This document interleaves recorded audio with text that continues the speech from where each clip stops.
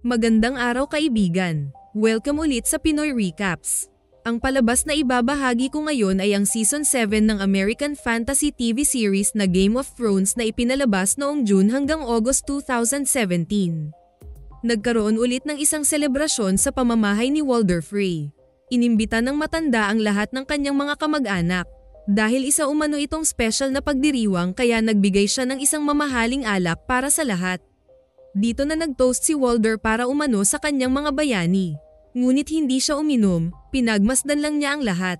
Isa umano itong pasasalamat sa kanyang angkan na tumulong sa massacre noong Red Wedding. Masayang nagsigawan ang mga ito, kung saan pinatay nila ang buntis na asawa ni Robb at ang ilaw ng tahanan ng Starks na si Catelyn. Ang tapang daw umano ng mga itong patayin ang lahat ng bisita pagkatapos pakainin sa kanilang tahanan. Nang mag-umpisa ng umubo ang mga kaharap, dito niya sinabihan ang mga ito na hindi umano nila pinatay lahat ng Starks. Na nag-iwan pa sila ng wolf kaya hindi umano magiging ligtas ang mga tupa. Maya-maya lang ay isa-isa nang bumagsak ang mga Frey. Kaya dito na nagtanggal ng maskara si Arya at sinabihan ang alalay ng Frey na kung sakaling may magtanong kung ano ang nangyari, sabihin umanong the North remembers. Nakarating na si Bran at Mira sa Castle Black. Para maniwala si Ed na siya ang kapatid ni Jon, sinabihan niya ang Watcher tungkol sa encounter nito sa White Walkers. Na alam nilang lahat na parating na ang buong army ng Night King. Samantala, nagkaroon ng pagpupulong sa Winterfell tungkol sa paghahanda nila sa parating na malaking digmaan laban sa mga halimaw. Pinaalam niya sa lahat na kayang patayin ng Dragon Glass ang mga White Walkers. Kaya kailangan nilang mahanap saan makakakuha nito. Na kailangan din nilang i-train lahat paano makipaglaban, bata man o matanda, babae at lalaki. Dito umalma ang ibang lords pero sang-ayon ang batang Mormont sa planong ito kaya nagsunuran na rin ang lahat ng pinuno. Dito na naman nagkasagutan si Sansa at Jon tungkol sa dalawang angkan na hindi nagbigay ng tulong sa kanila noong nakipaglaban sila sa Boltons.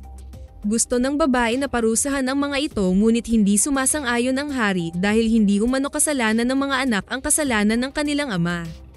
Walang nagawa si Sansa nang tawagin ni Jon ang dalawang bata para manumpa ulit ng kanilang loyalty sa House of Starks. Pagkatapos ng meeting pinagsabihan ni Jon ang kapatid na wag umano nitong maliitin ang kanyang mga desisyon sa harap ng mga Northerners. Baka mawalan daw ng tiwala ang mga ito sa kakayahan niyang mamuno. Sagot ni Sansa na concern lang ito sa kanya, na ayaw nitong maging kagaya siya ng kanilang ama at ni Robb.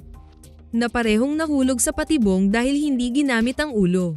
Gusto lang umano nitong pakinggan din niya ang mga sasabihin nito bilang kapatid. Maya-maya ay nakatanggap sila ng mensahe galing kay Cersei, na gusto nitong manumpa sila ng kanilang loyalty sa bagong reyna. Ngunit sabi ni Jon na saka na umano nila pag-usapan ang King's Landing. Unahin daw muna nila ang paghahanap ng Dragon Glass. Pero hindi kampante si Sansa dahil alam nito ang takbo ng utak ng Lannister. Hindi umano ito titigil hanggat hindi sila mawala sa landas ng reyna. Nang magkaroon ng pagkakataon si Jaime na makausap si Cersei, hindi nito alam kung maging masaya o matatakot sa kapatid. Napalibutan na umano sila ng mga kaaway kaya paano raw nila maipanalo ang labang ito. Hindi pa umano nila napag-usapan ang pagpakamatay ng bunso nilang si Tommen. Ngunit sagot ng babae na siya na ang reyna sa 7 kaharian. Dito na ito benara ni Jaime, na 2 o 3 kaharian na lang umano ang susuporta sa kanila dahil ubos na ang kanilang allies. Binanggit ni Cersei na matagal na umanong pangarap ng ama nila ang magkaroon ng dynasty. Sagot naman ni Jaime na para saan pa ang dynasty ngayong wala na ang mga anak nila, sila na lang umanong 2 ang natira sa pamilya. Dagdag ng Kingslayer na kailangan nila ng malakas na allies kung gusto nilang manalo sa digmaang ito. Kasunod nito ay ang pagdating ng fleet ni Euron sa dalampasigan ng King's Landing. Inimbita pala ito ni Cersei. Ngunit walang tiwala si Jaime sa Greyjoy dahil isa umano itong traidor. Dinedispatcha raw nito ang mga taong hindi na mapapakinabangan. Pero alam na din ng reyna ang ganitong laro, dahil kahit sila umano ay ginagawa ito para sa sariling kapakanan. Ilang sandali lang ay sinabihan ni Cersei ang kapatid na naghahanap umano ng mapapangasawang reyna si Euron. Nang makaharap nila ang hari ng Iron Islands, nakumpirma nga ni Jaime ang pakay ng lalaki. Inoffer nito kay Cersei ang buong fleet nito kapalit ng pagpapakasal nila at ang 2 umano nitong kamay. Dito lalong uminit ang dugo ng Kingslayer sa lalaki. Ngunit tinanggihan agad ni Cersei ang offer dahil kilala umano ang Greyjoy na traidor at hindi mapagkatiwalaan.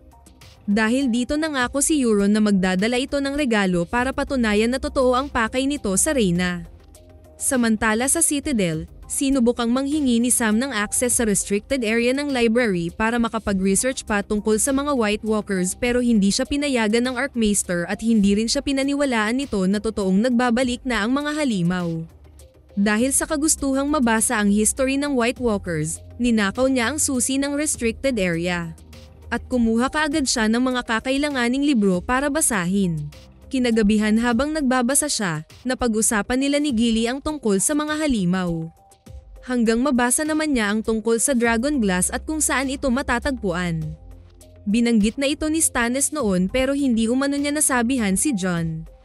Kaya nagmamadaling siyang nagsulat ng mensahe na ipapadala sa Lord Commander. Nang sumunod na araw, habang nag-iikot siya sa mga chamber ng mga pasyente sa Citadel, bigla siyang nagulat ng dakmain ng isa ang kanyang kamay. Ang hindi alam ni Sam, si Jorah ang pasyenteng ito. Hindi niya kilala ang lalaki ngunit nagtatanong ito kung dumating na ba si Daenerys sa Citadel. Sa kabilang banda, sumama na rin si The Hound sa grupo ng Brotherhood Without Banners. Nang magpahinga sila sa isang bakanteng bahay, pinakita ni Thoros sa kanya ang vision sa apoy. At dito nakita ng Hound ang parating na White Walkers sa wall. Libo-libo umano ang mga ito. Ilang saglit lang ay nilapitan ito ni Beric at sinabihang isa umano ito sa mga rason bakit buhay pa sila hanggang ngayon. Na may purpose ang pagkikita nilang muli. Paglipas ng ilang araw na paglalakbay, natatanaw na din ng grupo ng Reyna ang Dragonstone. Ang castle kung saan nanirahan si Stannis noon bago ito sumugod sa wall. Masaya si Daenerys na sa wakas ay nakabalik na rin siya sa Westeros. Magkahalong saya at pananabik ang nararamdaman niya nang makita ang trono ng Dragonstone. Nang pumasok siya sa katabing chamber, nakita pa niya dito ang malaking mapa ng Westeros na may mga gamit pa ng yumaong hari. Dito niya tinanong si Tyrion kung mag-uumpisa na ba silang magplano. Paglipas ng ilang sandali, nakita ni Daenerys na iilan na lang ang army ng Lannister sa mapa. Ayon kay Tyrion, madali lang raw niya makuha ang Westeros kung ay dadaan niya sa dahas, ngunit may iba pa umanong paraan para maisakatuparan niya ang kanyang pagbawi sa Iron Throne. Aanhin pa raw niya ang kaharian kung puro na ito abo. Hanggang banggitin ng Hand of the Queen ang pagkakaroon nila ng allies sa South, si Olenna ng Highgarden at si Ellaria ng Dorne. Kaya dito nagpasalamat si Khaleesi kay Varys. Ngunit hindi nagustuhan ni Daenerys ang pagiging balimbing ng dating council. Na hindi ito naging loyal sa kanino mang pinagsisilbihang hari noon. Pero nangatwiran si Varys na kaya lang niya nagawa iyon para makaligtas at wala na itong ibang mapagpilian. Dahil nasa mga tao umano ang loyalty nito. Na kung ano ang nakakabuti sa mga mamamayan ng Westeros dahil gusto nitong maranasan ng ordinaryong tao ang hindi naranasan noon. Dagdag ng lalaki na pinili umano siya nito dahil sa tiwala sa kanya na magiging mabuti siyang reyna. Pero mas gusto ni Daenerys na manumpa si Varys na hindi siya traidorin nito gaya ng ginawa nito sa mga nakaraang hari. Na sekretong gumawa ng paraan para bumagsak ang namumuno. Kaya nangako naman ang dating council ng loyalty nito at sinabihan ito ng reyna na kung magtraidor umano ito sa kanya, susunugin niya ito ng buhay. Maya-maya lang ay nakaharap ni Daenerys si Melisandre. Nalaman niya galing kay Varys na si Stannis din ang sinuportahan nito pero hindi niya ito pinarusahan dahil malaki umano ang tulong ng mga Red Priest sa Meereen. Dito pinahayag ng babaeng pari na parating na umano ang Long Night o ang pag-atake ng mga halimaw. Na ang panangakong prinsipe lang umano ang makakapigil nito at magdadala ng liwanag sa kadiliman. Ngunit hindi umano siya ang prinsipeng ito. Kaya dito sumingit si Missandei na wala umanong specific na gender ang prophecy na sinabi ni Melisandre. Kaya sabi ng babaeng pari na malaki ang magiging parte ng reyna sa darating na digmaan sa mga White Walkers. Pero kailangan umano niyang ipatawag ang hari ng norte na si Jon Snow. Dahil malaki din umano ang maitutulong nito sa pakikipaglaban nila sa army ng Night King. Hindi kilala ni Daenerys ang Lord Commander, pero kilala ito ni Tyrion at mabuting tao umano ang lalaki. Dagdag ni Melisandre na nagpag-isa umano ng hari ang mamamayan ng norte at mga wildlings na libong taon nang magkaaway. Sabi naman ng Hand na pinatay ng Lannister ang tatay at kapatid nito kaya mas malaki umano ang rason nito na magalit kay Cersei kaysa Rhaena. Dahil dito, sumang-ayon din si Khaleesi na ipatawag si Jon sa Dragonstone. At kailangang lumuhad nito sa Rhaena. Nang matanggap ng Winterfell ang mensahe ni Tyrion, nagdalawang isip ang mga ito kung tanggapin ang imbitasyon. Hindi umano kagaya ang imp sa iba pang Lannister pero hindi nila alam kung patibong lamang ito. Ngunit ayon kay Davos, kailangan din umano nila ng allies dahil sa mga White Walkers. Samantala, kinausap ni Cersei ang mga natirang loyal sa kanyang pamumuno. Dito niya siniraan si Daenerys para makuha pa rin niya ang suporta ng mga ito. Kailangan umano nilang magkaisa para labanan ang banta ng Dragon Queen sa Westeros. Kasunod nito ay pinakita ni Qyburn sa Rhaena ang ginawa nitong machine na maaring pumatay sa mga dragons ni Khaleesi. Sa kabilang banda, nakilala na din ni Sam si Jorah nang pumasok sila sa chamber nito. Dito niya nakita na masyado ng malala ang naging infection sa katawan ng lalaki. Sinubukan niyang kausapin ang Archmaester na posible umanong gumaling pa ito. Dahil gumaling din umano ang anak ni Stannis sa parehong sakit. Ngunit hindi pinakinggan ng amo si Sam. Advanced na raw masyado ang infection kaya wala na umanong pag-asang gumaling pa si Jorah. Dahil dito, binigyan na lang ito ng isang araw ng Archmaester para manatili sa Citadel. Pagkatapos ay ipapahatid na ito sa Valyria kung saan mananatili ang mga kagaya nito na may Stoneman disease. Ngunit hindi basta-basta titigil si Sam. Nabasa niya ang isang libro tungkol sa sakit ni Jorah kaya malaki umano ang pag-asa nitong gumaling. Kinagabihan habang nagsusulat ito ng huling mensahe para kay Khaleesi, bigla siyang nagulat sa pagdating ni Sam. May bitbit itong kagamitan at sinabihan siyang huwag maingay dahil malalagot umano sila pareho sa gagawin nito. Sinabihan siya ni Sam na hindi umano siya mamamatay ngayon. Dito niya nalaman na dating Watcher ang kaharap at nagsilbi ito sa ama niya noong nasa Castle Black pa ito.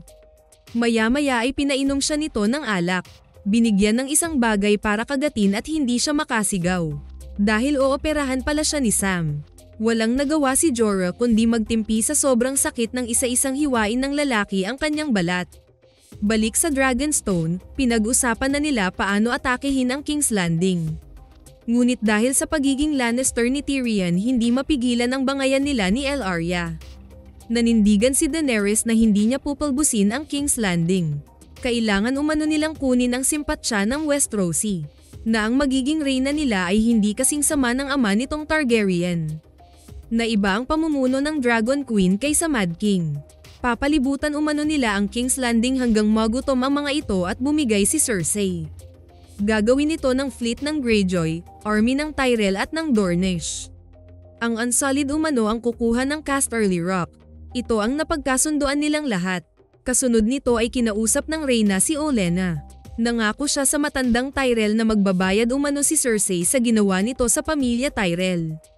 Dito sinabihan ni Olenna si Daenerys na lahat raw ng mga nasa paligid niya ay mga tupa. Hindi umano siya sheep dahil isa siyang dragon. Kaya gamitin umano niya ang kanyang pagiging dragon. Samantala, nakarating si Arya sa kainan na pinagtatrabahuan ni Hot Pie. Hindi nito akalaing magkita pa silang dalawa.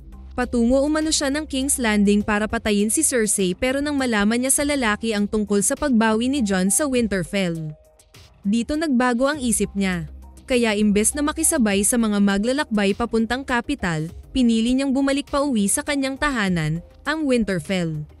Natanggap na rin ni Jon ang mensahe ni Sam tungkol sa kinaroroonan ng Dragonglass. Dahil dito nagpatawag ulit ng pagpupulong sa mga lords ng Winterfell.